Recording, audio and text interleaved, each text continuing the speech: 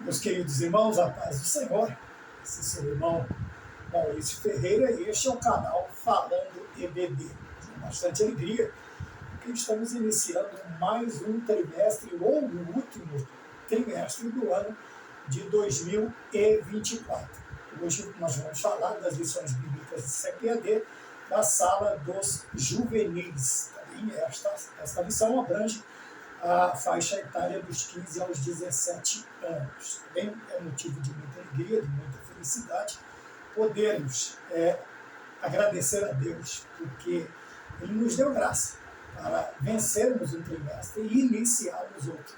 E eu quero agradecer a você que esteve conosco neste trimestre que passou, e espero contar com a sua ajuda, com a sua participação, com o seu comentário, com o seu gostei, com o seu joinha, com o seu like, com a sua ajuda na divulgação, não do irmão Maurício, mas da palavra de Deus, porque aqui a nossa visão é única e exclusivamente nós anunciarmos a Jesus Cristo, o Salvador e Senhor da nossa vida, através da escola bíblica dominical, que também é um departamento evangelístico da igreja, é um departamento que ensina, que evangeliza, que busca, que visa também ganhar almas para o reino de Deus. Por isso eu quero parabenizar aos alunos que obteve sucesso no trimestre passado.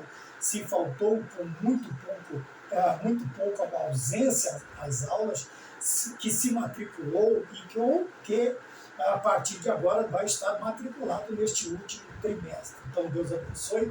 Eu parabenizo os alunos, parabenizo também os professores que se esforçaram para levar o melhor para os seus alunos, para as suas classes, e também aos superintendentes que se esforçaram, se esmeraram também para prover o melhor para os professores, dando a eles assim uma qualidade melhor para que eles pudessem expor a palavra de Deus em forma de aula.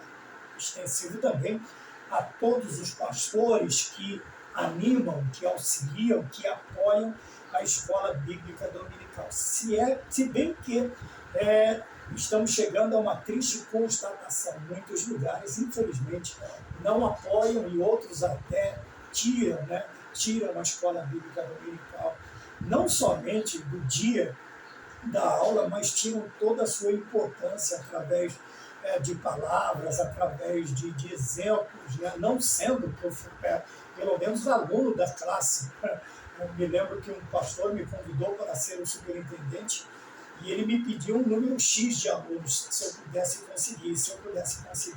E eu comecei a lista, obviamente, com o nome dele. Eu falei, se este não for o primeiro nome, nós não teremos sucesso.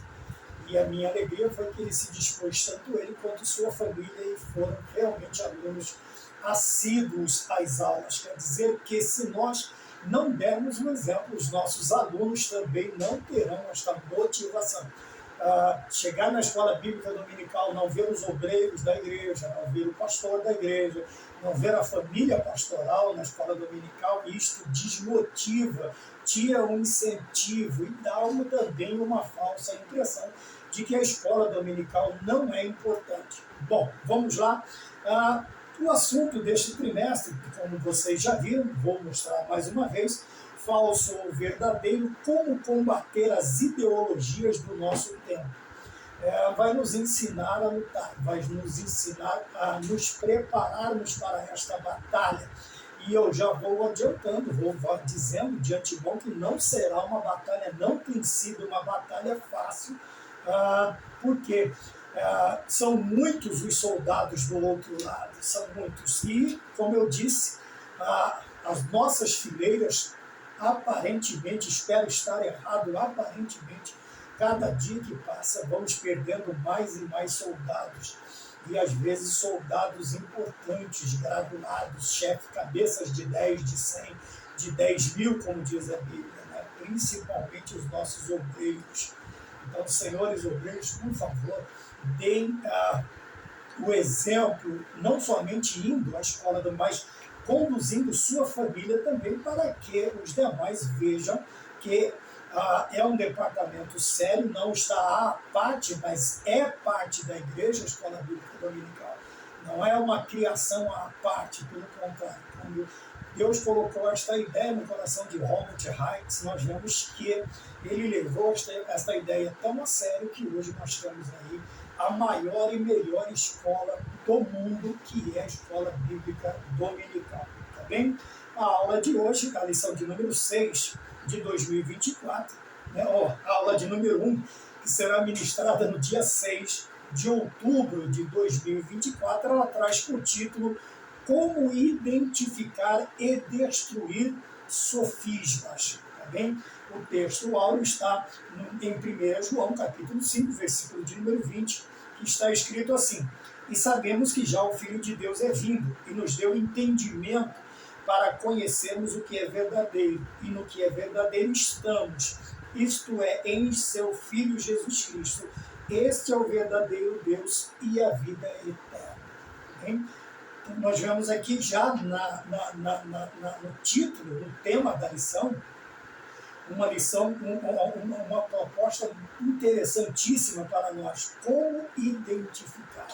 Uma das principais, o começo do nosso planejamento, ele deve estar baseado nesta prioridade, a identificação. O que é identificar?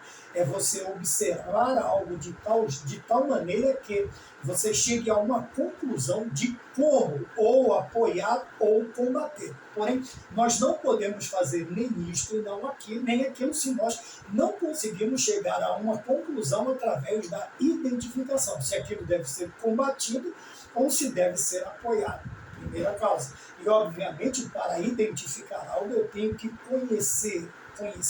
Na aula dos jovens, um dos objetivos da lição era um conhecimento panorâmico ou uma amostragem panorâmica do livro de Provérbios. Quer dizer, que nos trará pelo menos o mínimo de conhecimento, o básico do conhecimento daquilo que estaremos tratando na aula dos jovens. E quando nós falamos de identificação, nós estamos falando de algo que nós precisamos detectar, que nós precisamos chegar a um consenso, a um X. Isto deve ser combatido, isto deve ser apoiado, tá bem? E isto nós só conseguiremos a partir do momento em que nós nos entregamos ao aprendizado. Só podemos, como diz também na lição aqui Betel Dominical, a primeira lição, ela vai falar sobre a introdução, traz 3 verbos interessantes: conhecer, compreender e viver. Então, a parte teórica é o conhecer e o compreender, e o viver é a parte prática. Então, nós precisamos nos engajar nestas 2 primeiras partes, ou dizendo, conhecer e compreender. E o conhecimento e a compreensão, ela só vem mediante o que? O aprendizado. E o aprendizado só vem através do nosso esforço em estar nos locais ou nas situações que nos são oferecidas para aprender. Infelizmente, hoje, muitos se devotam, buscam o aprendizado em lugares errados. Nós podemos dizer isto com certeza. A partir do momento que aquilo que eu estou aprendendo, veja que o aprendizado ele não tem só a parte boa, tem um aprendizado ruim. Quando o aprendizado me distancia do meu alvo. Qual é o meu alvo? É atingir qual é o meu objetivo? É chegar a Deus. Se aquilo que eu estou aprendendo está me distanciando de Deus, obviamente não é um bom aprendizado, é um aprendizado maléfico, prejudicial, tanto para a minha vida espiritual, quanto para a minha saúde física, humana, terrena. Eu preciso me precaver de lugares, eu preciso estar ciente de lugares que me deem condições de aprender o correto, pelo menos o mais próximo, né? A alma máxima aí entre os evangélicos, para não se procurar uma igreja mais perto de casa, mas uma igreja mais perto, mais próxima a Deus. Então vejam bem, eu quero trazer esta máxima também para o ensino. Não é o ensino mais bonito, mais agradável, mais bem apresentado, com mais equipamentos sofisticados, 4K, não sei quantos K, não, é o aprendizado bíblico, trazidos das Sagradas Escrituras. bíblicos, retirados das Sagradas Escrituras, que Paulo disse a Timóteo são inspiradas pelo Espírito Santo.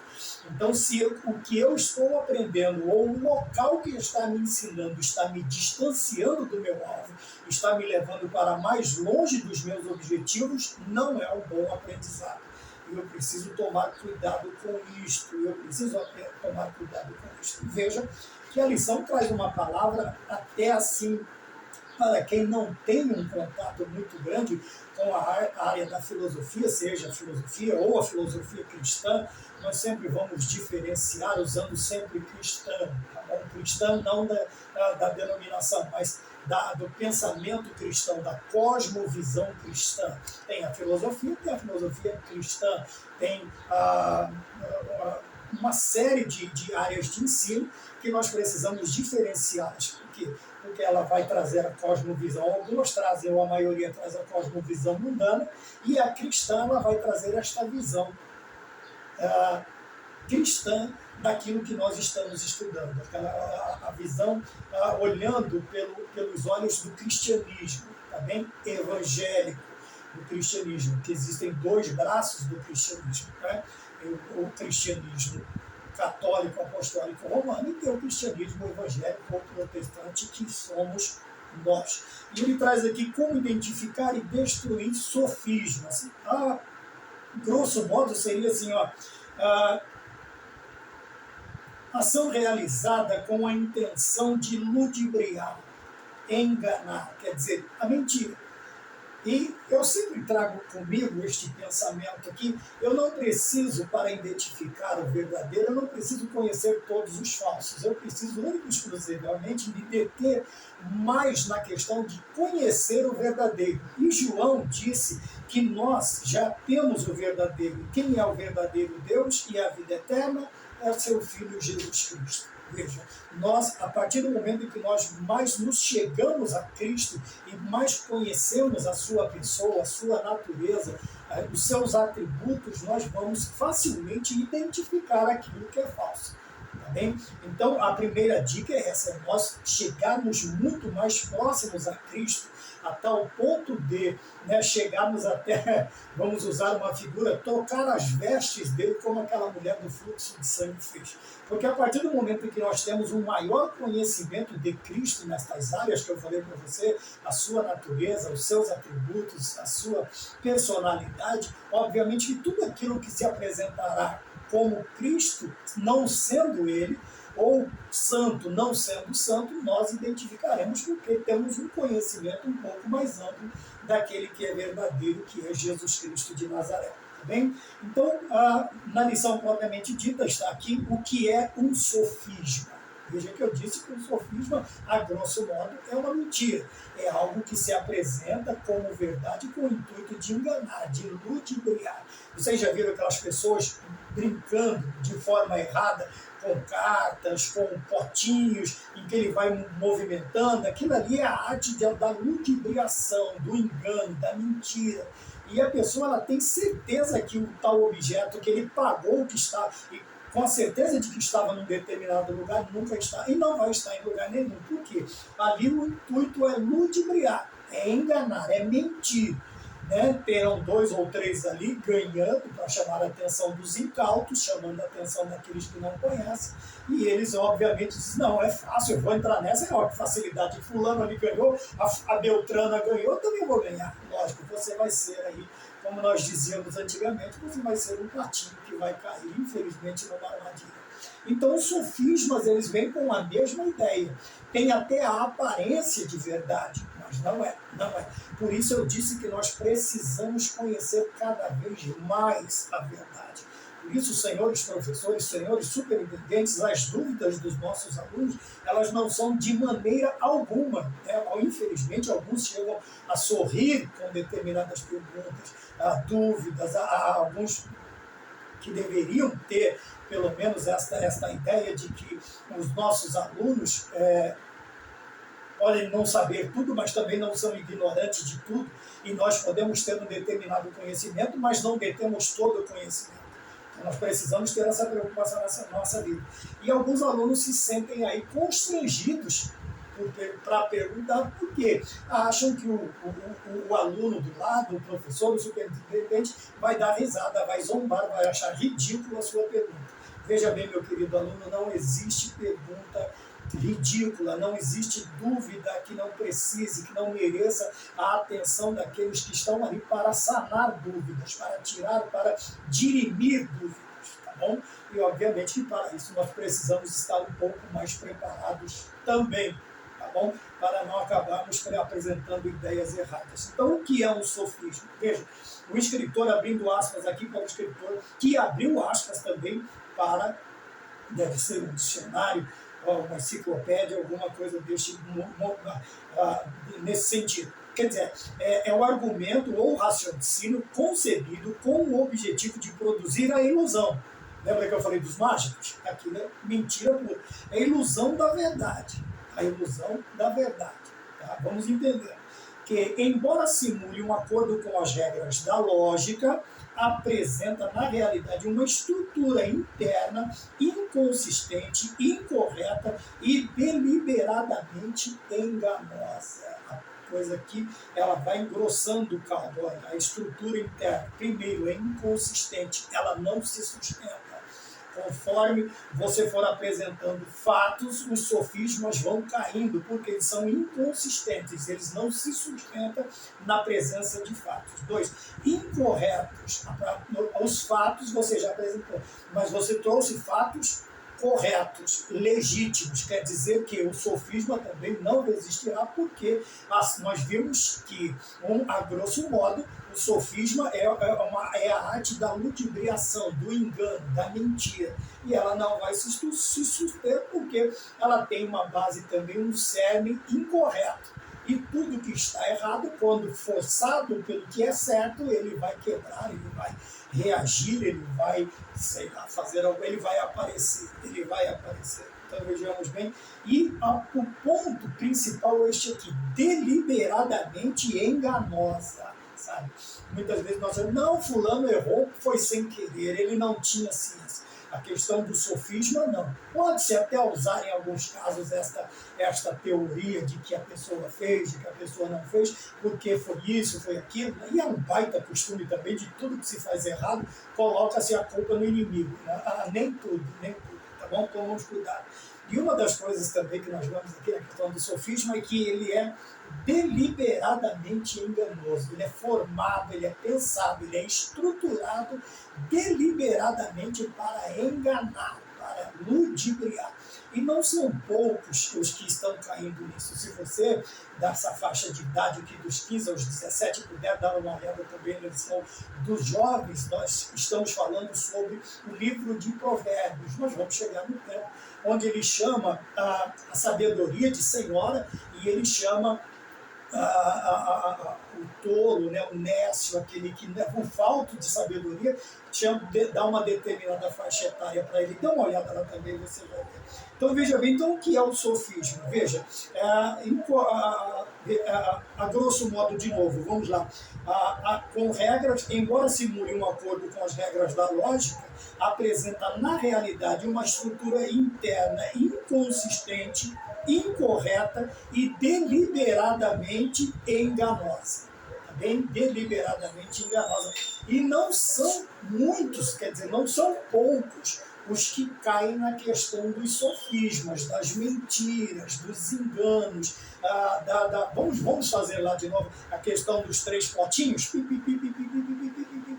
e o cara perdeu 10, ele vai querer recuperar, ele vai perder 20, agora já são 30, ele vai querer recuperar, ele põe 30, perde já é 60, daqui a pouco o sustento da família foi jogado fora porque ele foi enganado. E aquele engano, e quando eles chegam num determinado montante, aí eles vão chamar a atenção para alguma coisa. Alguém vai gritar, olha o rapa, olha isso, olha aquilo, e eles olham aqui no mundo. E você vai ficar chutando o dedo.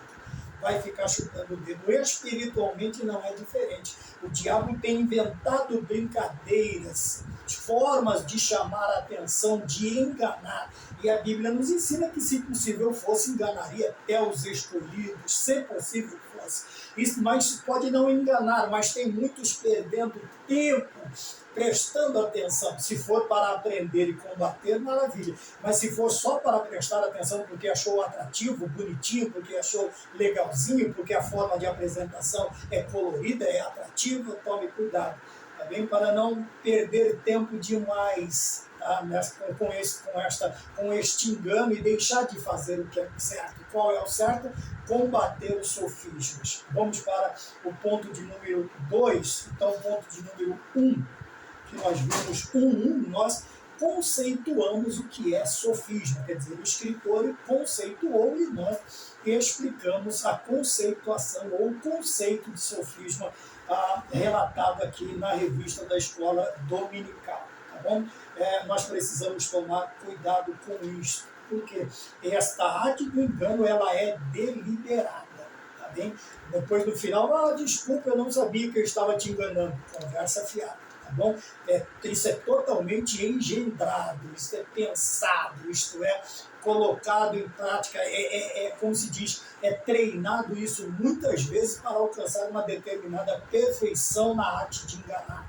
E não são poucos os que hoje usam a palavra falada, não estou falando Bíblia, mas vou colocar a Bíblia também.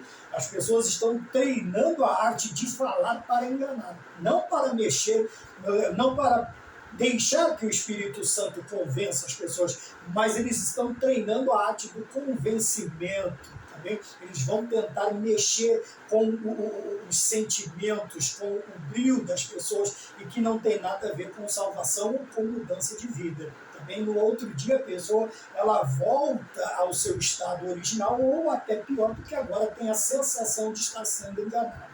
Porque tantas pessoas nós vemos hoje em dia que dão um testemunho contrário às igrejas, às denominações, à Bíblia, a ser um crente, porque foram enganados por esses tais que estão se aperfeiçoando e usando os púlpitos, usando redes sociais, usando todas as formas que ele puder para ludibriar o povo de Deus. Tá bem? Se não é estar estagnando aqueles que estão no caminho, estão tentando impedir que as pessoas conheçam o Cristo verdadeiro, que nos é ensinado através das Sagradas Escrituras por homens e mulheres chamados, comissionados por Deus para nos transmitir a palavra do Senhor. Então, como conhecer a verdade? É o ponto de número 2. Em meio a tantas mentiras disfarçadas, como discernir a verdade? E de que verdade estamos falando? Da verdade de Deus e da sua palavra. Se estivermos alicerçados nela, não seremos levados por nenhuma ideologia contrária ao Criador. Então veja bem, ele faz duas perguntas: como discernir a verdade e de que verdade estamos falando? Obviamente a segunda é mais fácil de responder. A verdade que nós estamos falando são as verdades que nos são trazidas através das Sagradas Escrituras. Ora, a palavra de Deus. E como discernir é que ele diz a verdade? Obviamente, voltando à segunda pergunta, estando alicerçados, baseados na palavra de Deus. Se a nossa vida estiver alicerçada, se o nosso alicerce estiver na palavra do Senhor, o Senhor diz que a nossa construção será realizada sobre uma rocha, e vai vir os ventos, e vão vir as chuvas, e vão vir todas as intempéries, e esta casa não ruirá. Por quê? Porque ela está construída sobre a rocha. Podemos usar a figura da rocha. A rocha é Cristo, a pedra é Cristo, a pedra fundamental, a pedra de esquina, são várias as figuras que nos são trazidas para representar a pessoa bendita de nosso Senhor Jesus Cristo. E Ele é a palavra, Ele é a palavra. O Verbo se fez carne, o Logos se fez carne e habitou entre nós. Quer dizer, quem é o Logos? Quem é o Verbo? Quem é a palavra? É Cristo. É Cristo.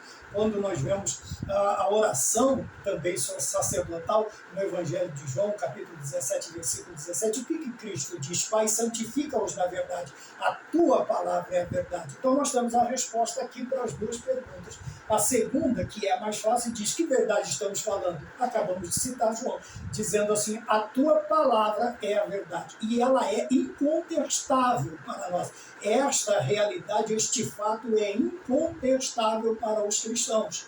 O cristão que não acredita piamente nas Sagradas Escrituras, ele não pode ser chamado de um cristão genuíno. Pode até ser chamado de cristão, mas não de um cristão genuíno. Por quê? O cristão genuíno, ele tem em sua mente, em seu coração, firmado, gravado de forma indelével que a palavra de Deus é a verdade. Bem, João, ele vai falar isso várias vezes, capítulo 8, versículo 32, e conhecereis a verdade vos libertará. No versículo 36, e se o Filho vos libertar, olha, conhecereis a verdade e a verdade vos libertará. E se o Filho vos libertar? Veja que agora ele não pôs a palavra, mas pôs o Filho. Filho de quem? De Deus, Jesus Cristo. Se o Filho vos libertar, verdadeiramente sereis livres. E depois na oração diz: Pai, santifica-os na verdade. Volta à verdade. Santifica-os a verdade, a tua palavra é a verdade. Quem é a palavra? Jesus Cristo de Nazaré. Como discernir as mentiras, como discernir as falsas, as ideologias que hoje são exponencialmente lançadas em todos os meios de comunicação, não somente televisionado, radiofonizado ou nos nossos equipamentos eletrônicos, mas também nas carteiras escolares, nas cadeiras universitárias, na escolaridade, seja em qual ano for, né, do primeiro ao nono a série, depois vem, eu não sei como é que chama, no nosso tempo era diferente, principalmente, mormente, aqui nas primeiras faixas etárias, nas salas mais do primeira a quarta série, quinta série, são bombardeados constantemente e depois eles tentam concluir todo aquele bombardeio com o quê? Nas universidades. Nós vemos elas totalmente atreladas a ideologias, um lugar que deveria ser um lugar para formar cidadãos preparados para a vida profissional, para a vida familiar também, infelizmente estão trazendo à baila ideias que, ao invés de trazer cidadãos, são pessoas que simplesmente alguns odeiam aquilo que nós tínhamos no nosso tempo. Nós tínhamos uma matéria chamada OSPB, Organização Social e Política do Brasil. Quer dizer, nós tínhamos uma matéria de civismo, educação moral e cívica. Eu estava vendo aqui o centenário, ou uma festa no Belém, na entrada das bandeiras, e hinos que nós cantávamos quando éramos crianças, o hino à bandeira, não somente o hino nacional, logicamente, mas o hino à bandeira, o hino da FEB, das Forças Expedicionárias. Muitos nem sabem o que é isso, infelizmente, nem sabem o que é isso. São coisas que nos trazem amor à pátria, né? Por isso que no estribilho dos nossos hinos está: ó pátria amada, idolatrada, salve, salve. E chama Brasil, dos filhos deste solo és mãe gentil, pátria amada, Brasil. Eram coisas que nos traziam este amor, esta responsabilidade. E nós precisamos aprender isso. E hoje, infelizmente, a maioria esmagadora das ideologias, eles vêm justamente contra o quê? Contra a família, contra a pátria, contra Deus, ou a religião, como eles querem chamar, mas, obviamente, quando você está... Jesus Cristo disse: se mexer com um dos meus pequeninos, mexe comigo, e se fizermos alguma coisa boa aos pequeninos, a ele fazemos. Então nós precisamos tomar cuidado para que nós não sejamos levados de roldão por estas estruturas ideológicas, por esses pensamentos ideológicos que, ao invés de nos formar cidadãos conscientes de suas responsabilidades, infelizmente estão formando cidadãos baderneiros, baderneiras, pessoas que não estão nem aí para a família. Por hora, vamos deixar um pouquinho Deus aqui do lado aqui, tá? Mas não, a família foi totalmente desestruturada.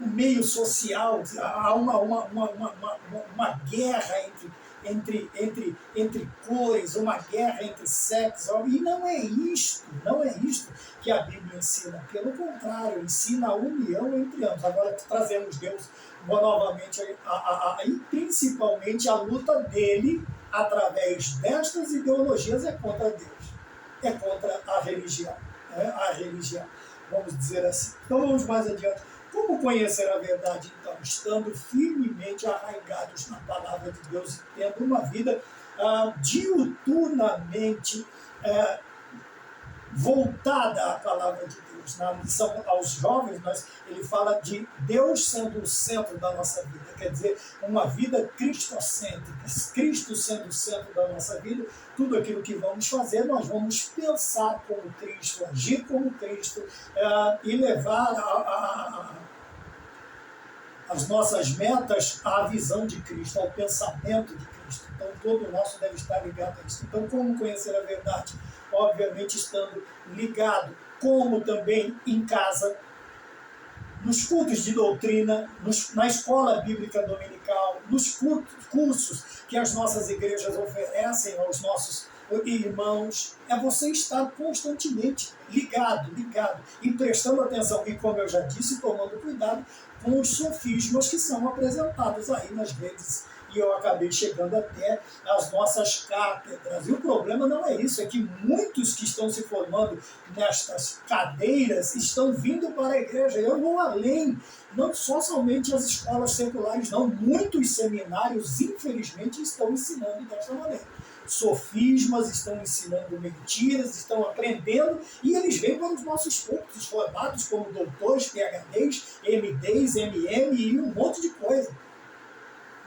E nós precisamos tomar cuidado com isso, porque todo sofisma vai contra a nossa teologia, vai contra a doutrina, contra os princípios eternos e imutáveis de Deus. Então, senhor professor, senhor superintendente, nós precisamos tomar um cuidado muito grande com isso. Tá bem? Nas Sagradas Escrituras assegura que é um único Deus verdadeiro, cuja palavra é verdadeira. Quem não, já citei 17 de João, quem não segue a verdade, infelizmente, não está em Deus e Deus não está nele. Foi o que eu disse. Não tem como nós nos chamarmos ou sermos tidos como cristãos genuínos se nós não confiarmos na palavra de Deus, não acreditarmos na palavra de Deus e também não acreditarmos que há um só Deus. Não existe um panteão de deuses, não existe uma casta de deuses, não, há um só Deus, um só Senhor, um só mediador entre Deus e os homens.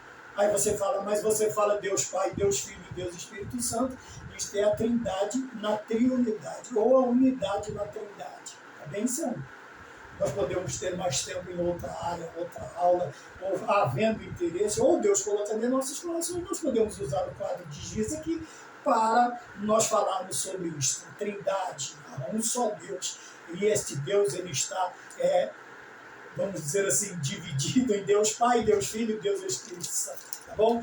Isso aqui é grosso modo, mas uma hora a gente vai pegar a luz ali e a gente entra com mais tempo. Tá bem? 1,3, ele é o pai da mentira, logicamente, sabendo que o sofisma se constitui de mentira, logo conhecemos que o diabo faz uso deste artifício para enganar a tantos quantos puder. Veja, ele trouxe, bom, na hora que eu estava lendo, me veio à mente a questão de como a estultícia, nós tivemos algumas revistas passadas falando sobre a estultícia de Satanás, como ele é astuto, como ele é ardiloso, se eu não me engano, a lição dos adultos, nós não tínhamos ainda a lição dos jovens e nem a dos juvenis.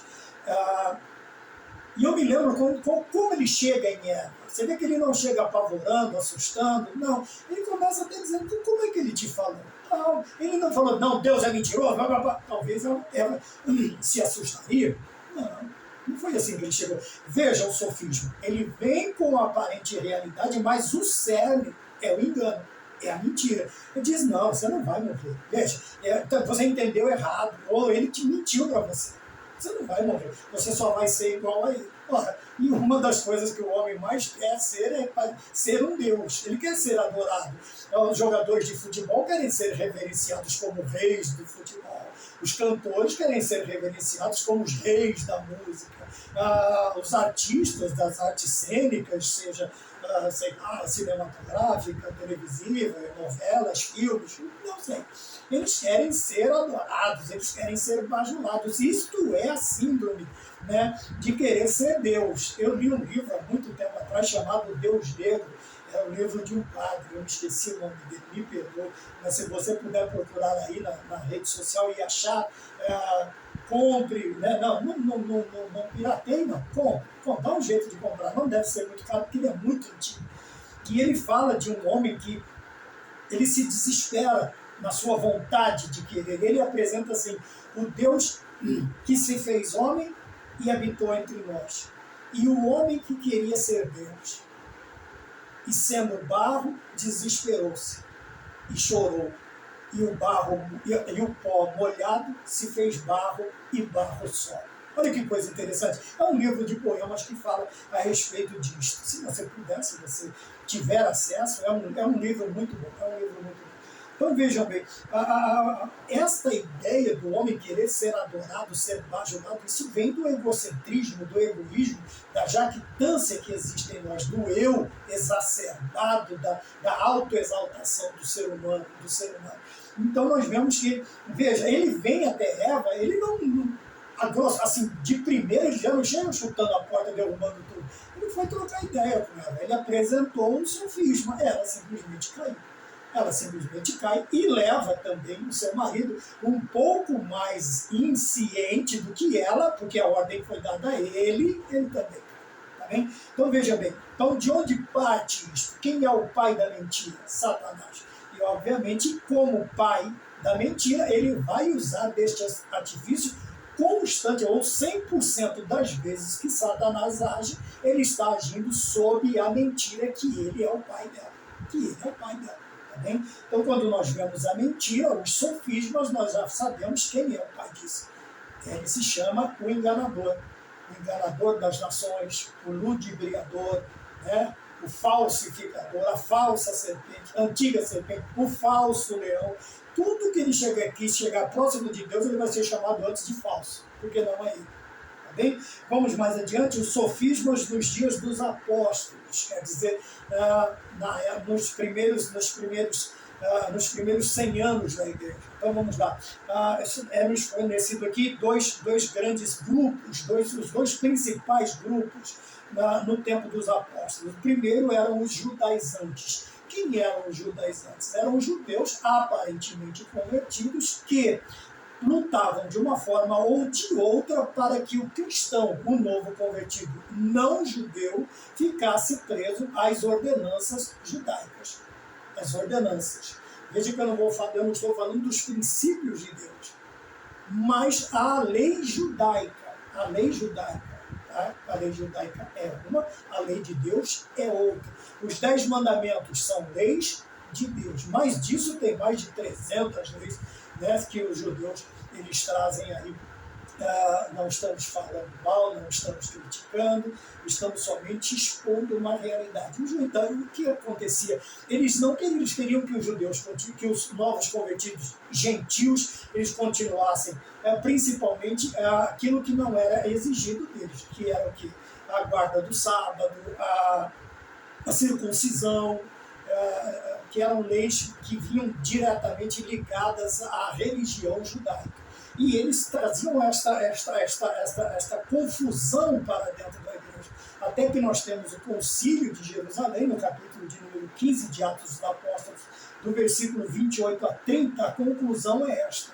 E pareceu bem ao Espírito Santo e a nós não impor maiores encargos aos irmãos, quer dizer, aos novos convertidos gentios, além destes, o sufocado, o sangue, a prostituição e o que é devotado a falsos ídolos. Então vejam bem, resumiu-se bastante e a igreja cristã agora ela parte debaixo desta conclusão deste concílio dos apóstolos. Tá bem? Mas os judaizantes eles eram perigosos. Você vai ver isso lá na carta aos Gálatas, no capítulo 1, você vai ver Paulo impressionado. Como é que vocês conseguiram tão rapidamente voltar atrás? Quer dizer, eles foram muito rapidamente iludidos, ludibriados pelos judaizantes. E Paulo se impressiona. Ele diz assim, olha, o evangelho, além deste, seja eu, seja anjo, quem quer que seja, nós não podemos aceitar. Se vier outro, se pregar para nós outro evangelho além deste, que eu vos tenho pregado, seja anátema. Outro lugar ele diz, não vos demovais dos vossos lugares, quer seja por epístolas, por cartas, por isto, por aquilo, quer que seja, por quem quer que seja, nós não podemos sair deste lugar. Que lugar é este? O lugar que o Evangelho, que a palavra, que as Escrituras, tanto o Antigo quanto o Novo Testamento, nos ensinam. Então, senhores professores, mais uma vez, nós precisamos tomar cuidado no que passamos aos nossos alunos, porque nós podemos induzi-los a ideias erradas do que é o cristianismo. Tá bom? O judaísmo é uma coisa, apesar de hoje ser amplamente divulgado a religião, a ideia, o caminho judaico-cristão, judaísmo é uma coisa, cristianismo é outra. Tá bom? E você ofende judeus falando, comparando eles com cristãos, a não ser que ele seja convertido a Cristo, um judeu convertido. Fora isso, nós vemos aí uma forçação de barra muito grande. Tá? E por eles serem judeus, não, isso não lhes confere nem algo especial em termos de salvação. Então, é o povo de Deus, o Senhor está cuidando deles, estamos hoje no tempo dos gentios, porém, não é sempre o simples fato de ser judeus que eles são melhores ou terão privilégios maiores do que todos os outros seres humanos na Terra. Não, não é isso. Tanto é que eles precisam se converter, eles têm que aceitar, reconhecer Jesus Cristo como Salvador e Senhor de suas vidas, para entrar no céu. Bem? Você não tem um céu para judeu e um céu para cristãos, de maneira alguma. Bom, com todo o nosso respeito. Até me lembro uma vez, nós estávamos numa sinagoga cristã, de judeus cristãos, ali no bairro de Higienópolis. Coisa boa, Higienópolis, coisa boa.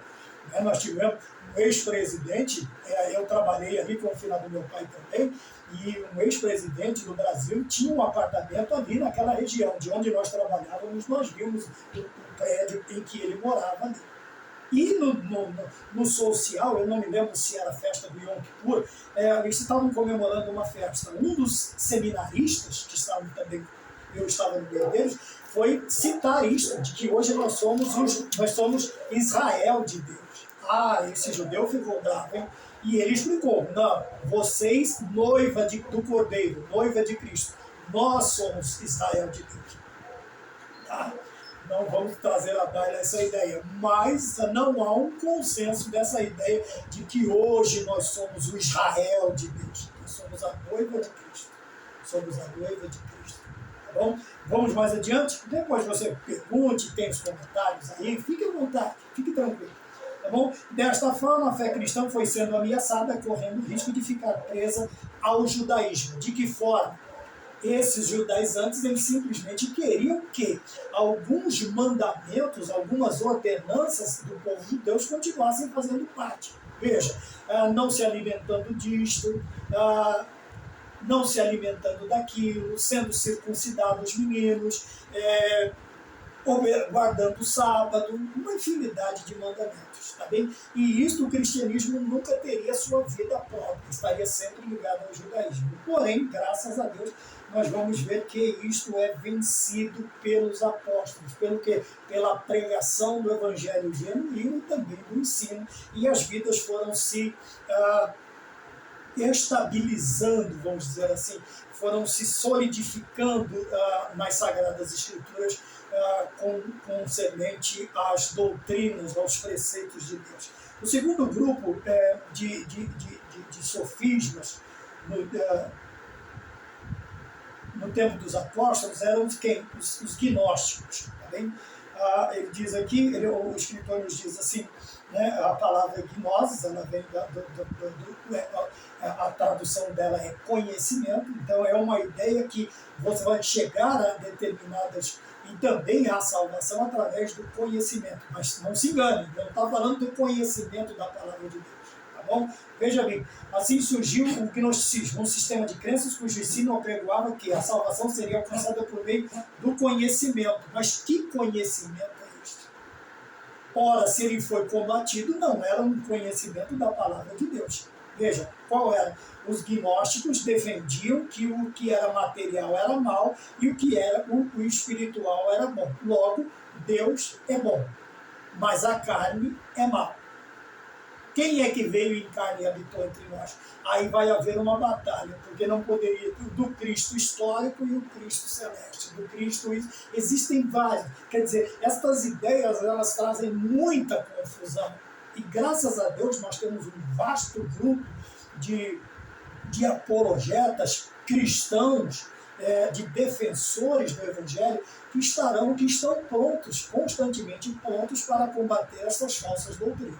Tá bem? Se você puder se munir de compêndios que falem sobre a defesa da fé, a fé que uma vez foi dada aos santos, como disse Judas, se você puder tê-los em sua estante, é muito bom, é muito bom.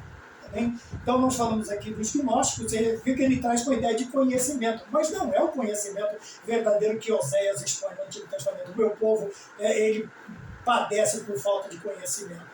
Esse conhecimento aqui é qualquer tipo de conhecimento. O conhecimento é o leque aberto que não coloca limites. No nosso caso, nós obteremos a vitória mediante o conhecimento cristão, conhecimento através da Bíblia, conhecimento através das Sagradas Escrituras, o conhecimento através do cristianismo. Então tem um limite aqui, por isso eu falei que no início nós usaríamos bastante este complemento cristão-cristã para os estudos, para as formas, para as exposições, para as palavras, para que não haja nenhum tipo de engano, tá? Que você vai encontrar a salvação em qualquer tipo de conhecimento, em qualquer filosofia religiosa. Não, você só vai encontrar a única religião. Veja que nenhuma outra religião ou filosofia apresenta um lugar de descanso, um lugar de tormento eterno, ou como sair desta vida de tormento. Não tem para onde mandar a alma, não tem para onde mandar. O único ensinamento, conhecimento correto disso nos traz o destino dos maus, dos inconversos, inferno, daqueles que se renderam a Cristo, mesmo sendo maus, aceitaram a Jesus como Salvador e Senhor e tiveram suas vidas mudadas. Certo. E é o único também cuja fonte de salvação, quem é apresentado como solução de problemas, ele vive, morre e ressuscita. Os outros não. Se você olhar em todas as religiões, os seus mais proeminentes expositores estão todos mortos. Só tem um túmulo no mundo que está escrito: ele não está mais aqui. Ele ressuscitou. E foi o túmulo emprestado, tanto é que ele nem se deu trabalho de comprar. Emprestou o túmulo de José de Arimateia, porque usaria só aí por algumas horas. Tá bom? A grosso modo 3 dias. Mas ele usou por algumas horas. Vamos dizer assim. Quando as mulheres voltam no domingo, está tudo bonitinho, a roupa que ele usou estava ali, a dobradinha na cabeceira da cama, os lençóis em que ele foi preparado, o corpo dele foi preparado estava ali, porque ele ressuscitou. E em breve ele vai voltar. E não tem sofisma no mundo que mude esta ideia do cristão genuíno. Bem, vamos mais adiante. Último ponto 3, como reconhecer um sofisma na atualidade. Tendo em vista que hoje existem N formas de exposição de sofismas, de enganos, de mentira, de ludíbrios, do que quer que seja para confundir, para fazer errar o caminho. Muitas formas.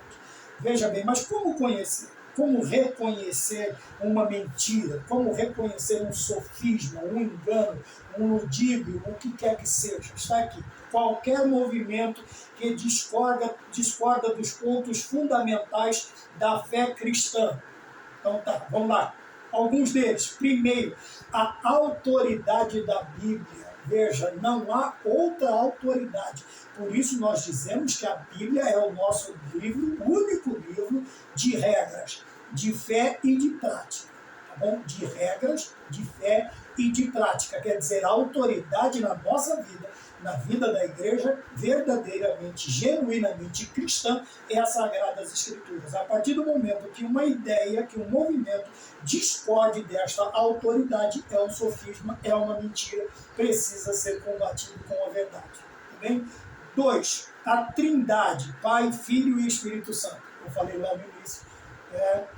discordou. Nós temos igrejas ditas cristãs e até famosas, o povo gosta muito das músicas delas, são músicas até bonitas, interessantes, porém eles não acreditam na Trindade. Tá? Eles só batizam, eles são unitaristas, eles só batizam e tudo que eles fazem é somente no nome do Senhor Jesus Cristo. Eles não acreditam na Trindade. Logo, é um sofisma. Me desculpe, logo é um sofisma.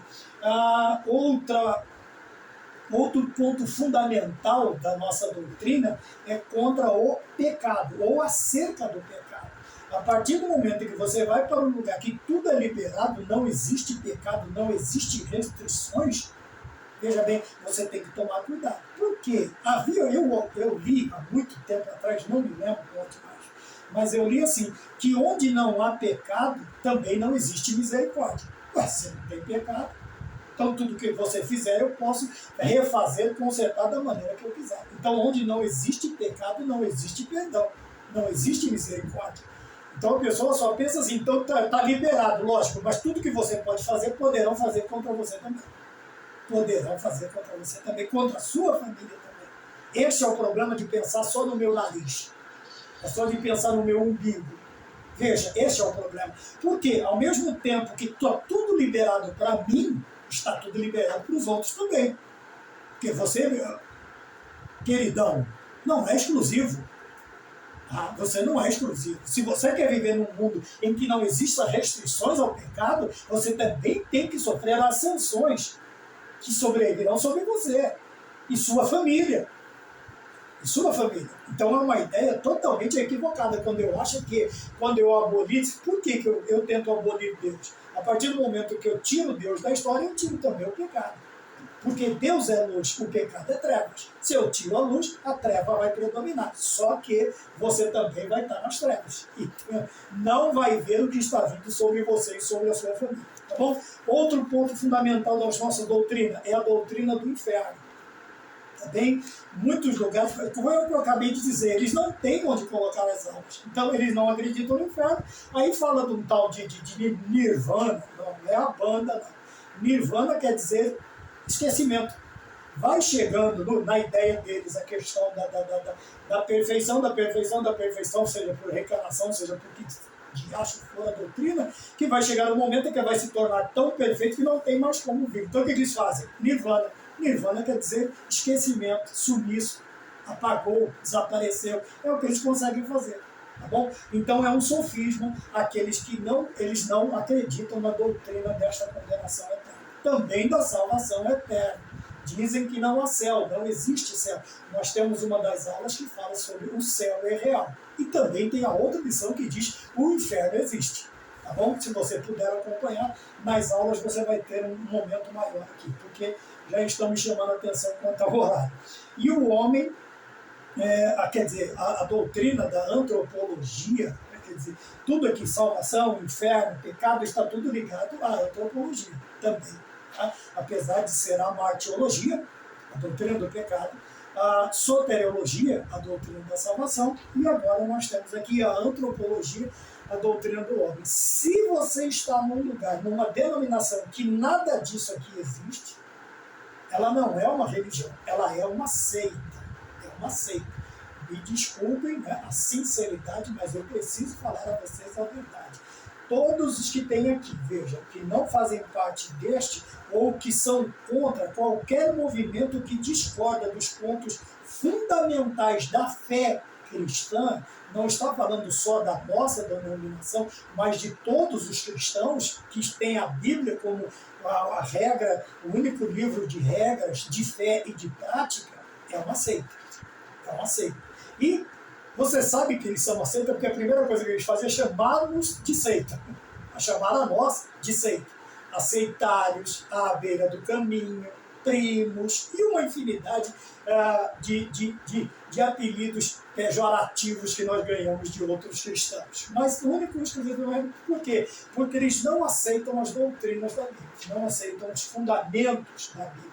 Uma das características das seitas é rejeitar a autoridade e a inspiração das Escrituras, colocando outros livros acima da palavra de Deus. Quantas falsas religiões têm outros livros?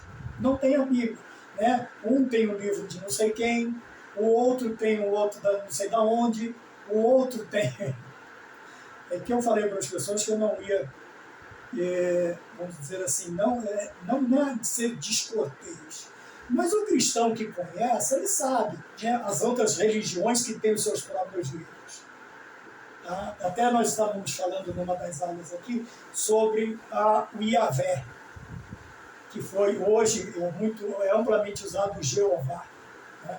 E nós sabemos que foi tirada, eles tiveram que retirar urgentemente de circulação milhares, se não milhões, se não me engano, na década de 1940, alguma coisa assim, de escrituras, porque eles trouxeram Jeová para o Novo Testamento. Ora, Jeová, vamos dizer assim,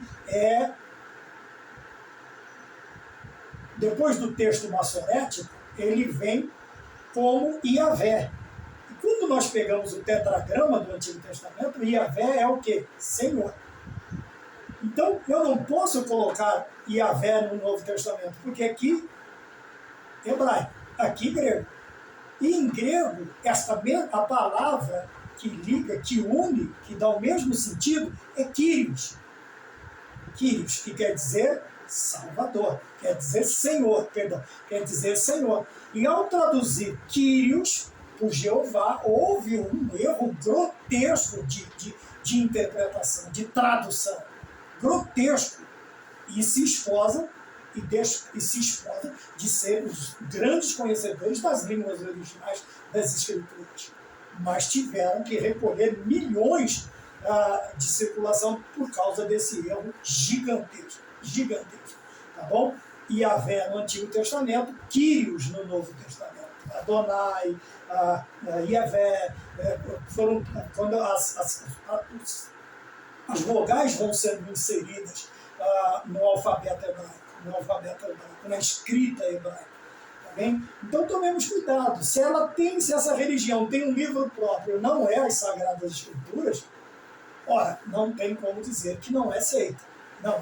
Não tem como dizer que não é seita. Sim, já de mente aqui eu já me lembro de três.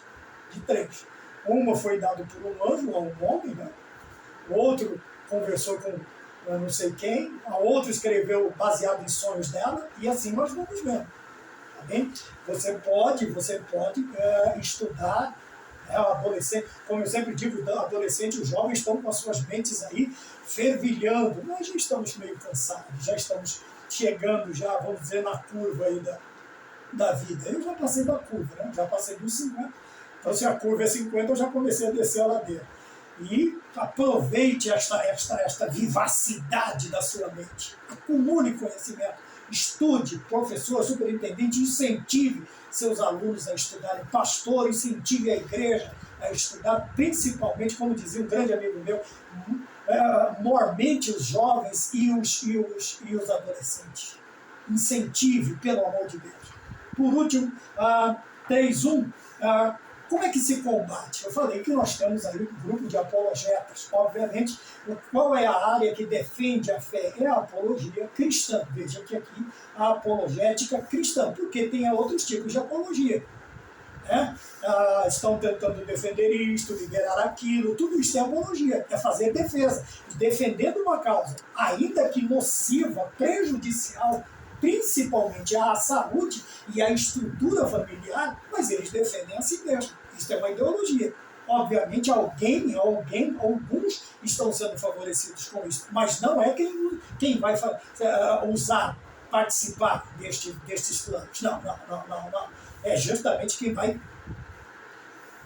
A palavra apologética quer dizer defesa. É uma disciplina teológica cujo foco é defender os fundamentos da fé cristã autêntica. Nós já falamos sobre isso.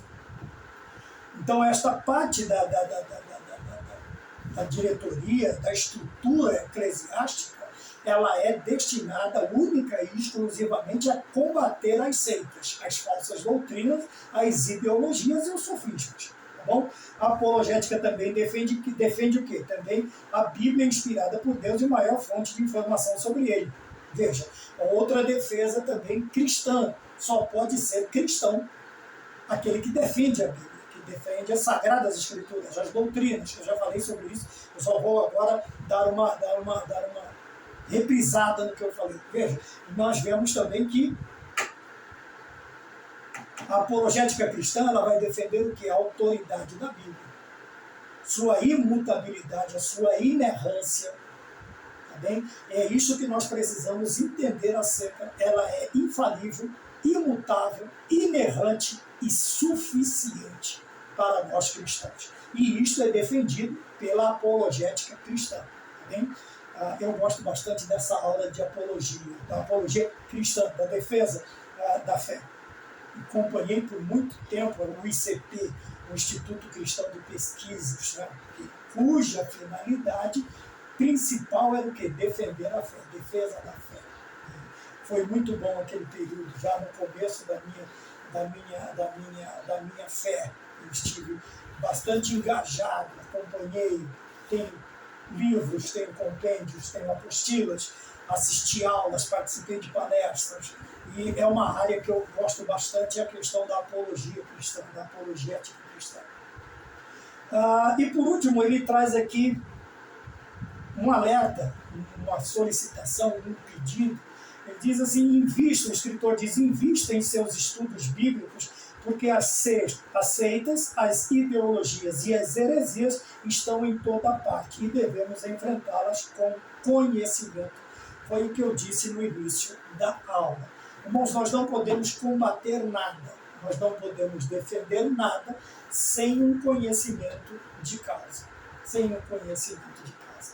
E para obtermos este conhecimento de causa, eu lembro agora, tem um grande amigo que trabalha comigo, ele é advogado da empresa, e ele sempre fala isso, né, que ele reúne o material para ter o maior número possível de informações acerca daquele caso. Quando a gente comprar um ar-condicionado, vai parar de balançar as páginas dos livros. E ele fala que, para a próxima audiência, ele tenha o quê? Conhecimento de causa. Obviamente que a defesa ou a acusação serão feitas com conhecimento de causa, baseado em fatos. Quando ele não tem este completo entendimento, o que ele vai pedir? Vai pedir vistas ao caso. E isso vai mais 30 dias, 40 dias, é o período que ele precisa para se preparar. Cristão, irmão, irmã, jovem, juvenil, pastor, superintendente, professor, por favor, que nós tenhamos o máximo de informações possível para podermos combater estas doutrinas, estes sofismas, tá bom? Então, verdadeiro ou falso, que nós tenhamos o conhecimento suficiente do verdadeiro, de quem é verdadeiro, de Jesus Cristo, para não precisarmos nos preocupar tanto em conhecer os falsos, porque ao nos apresentar um sofisma, nós obviamente e prontamente combateremos com a verdade. Com a verdade. Amém? Que Deus nos abençoe. Se o Senhor nos der mais o privilégio de estarmos aqui, outra vez com a lição de número 2, nós nos encontraremos. E que Deus nos abençoe em Cristo Jesus. Amém.